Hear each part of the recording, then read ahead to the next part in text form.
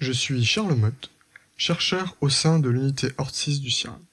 Le projet RESIST, Résistance des systèmes agricoles tropicaux à la réduction des pressions de pollution par les pesticides à l'échelle du bassin versant, est le fruit d'un partenariat entre le CIRAD, AgroParisTech et l'INRAE.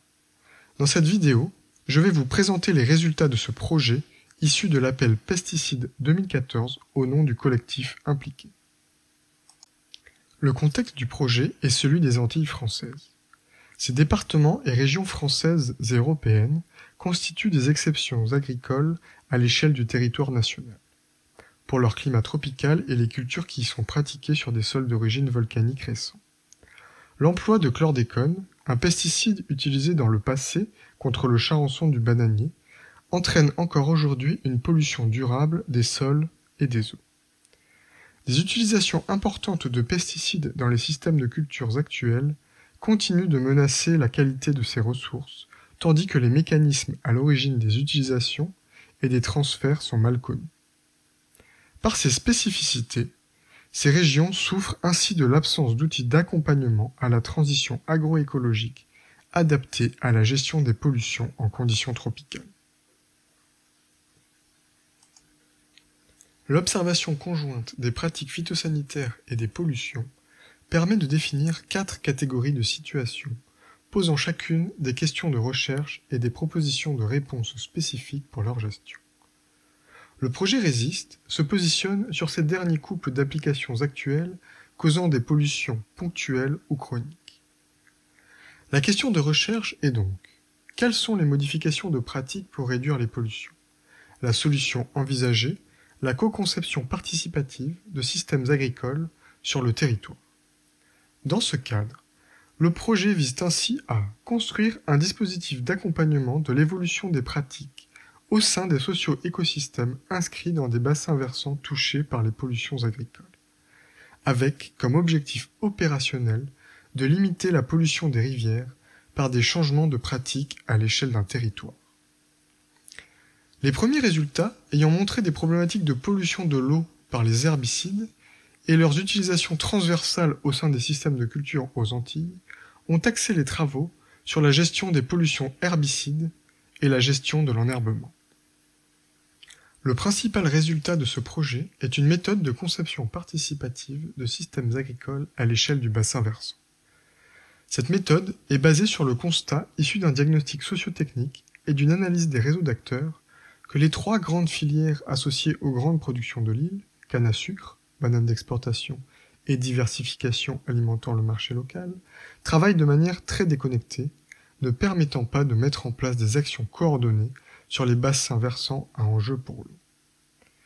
Dans le cadre du formalisme de la conception innovante, une première étape a donc été de rassembler ces acteurs autour de thèmes de discussion communs, sur des connaissances en lien avec les pollutions ou les innovations dans la gestion de l'enherbement, mais également par la mise en débat de situations telles que les retraits probables de certains herbicides ou la perception des pesticides par les différents acteurs.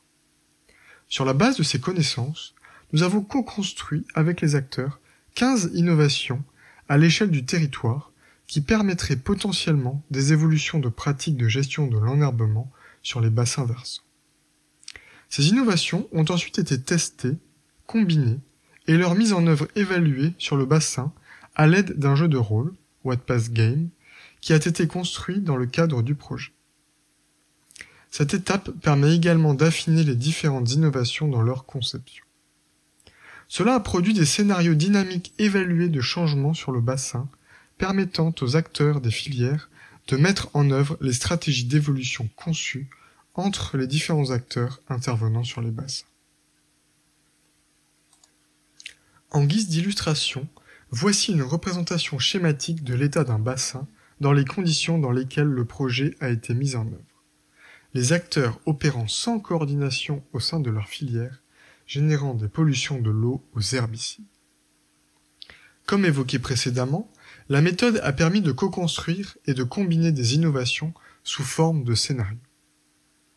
Lors de sa mise en œuvre, la méthode a ainsi créé de nouveaux liens entre les acteurs agricoles, mais également de reconnecter l'agriculture au territoire, valorisant et mettant en valeur ses ressources.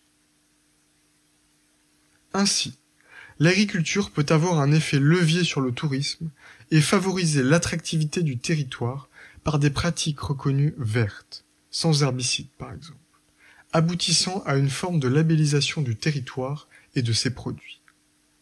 L'agriculture s'inscrit alors dans une dynamique de développement économique renforcée avec la création d'un circuit écotouristique sur le bassin couplé à un dispositif de vente en circuit court fréquenté par des touristes, permettant, dans le même temps, la diversification des sources de revenus des agriculteurs. Les produits exportés du bassin, tels que la banane, peuvent également porter cette image au-delà du territoire. Ce type de scénario montre bien les ambitions et les interconnexions fortes nécessaires à l'innovation territoriale lorsqu'elle a pour objectif de créer un cercle vertueux de développement économique associé à la réduction des pesticides. Le projet Résiste a contribué aux enjeux d'écophyto en montrant que les pratiques herbicides actuelles impactent la qualité de l'eau. Cela met en exergue le besoin de soutenir des innovations en lien avec la gestion de l'enherbement. Le projet a également montré l'ambivalence forte perçue par les acteurs entre utilité et nocivité des pesticides.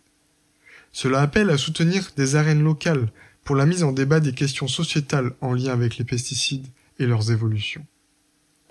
Le projet a également montré la forte déconnexion entre les acteurs de ces territoires.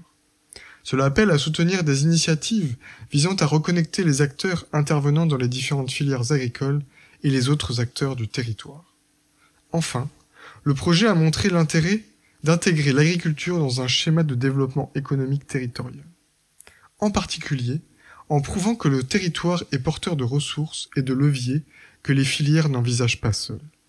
Ainsi, certaines solutions pour réduire les pesticides sont imbriquées, et les initiatives territoriales ayant des effets indirects sur la réduction des usages des pesticides existent et sont à favoriser.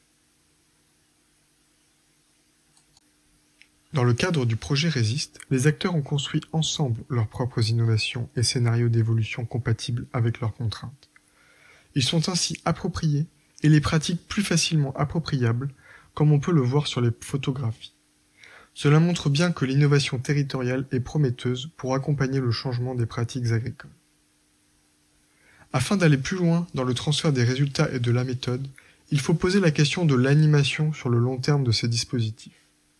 Ici, les contrats de milieu, tels que le contrat de rivière du Calion, semblent être des outils adaptés à ce type d'animation pour maintenir des dynamiques de dialogue et de co-construction avec tous les acteurs et les secteurs.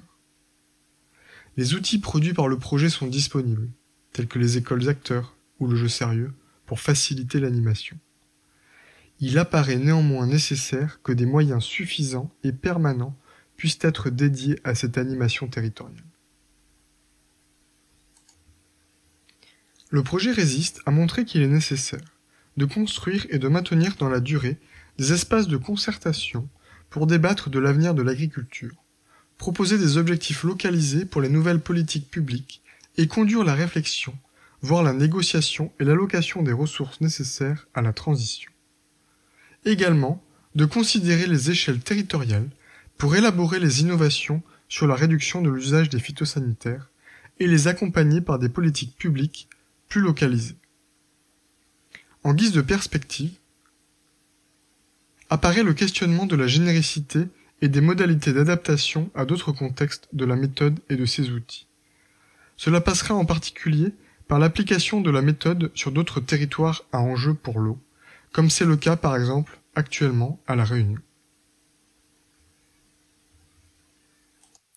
Je vous remercie pour votre attention et je remercie l'ensemble des contributeurs au projet Résiste, ainsi que l'animation Ecophyto pour l'organisation de ce webinaire.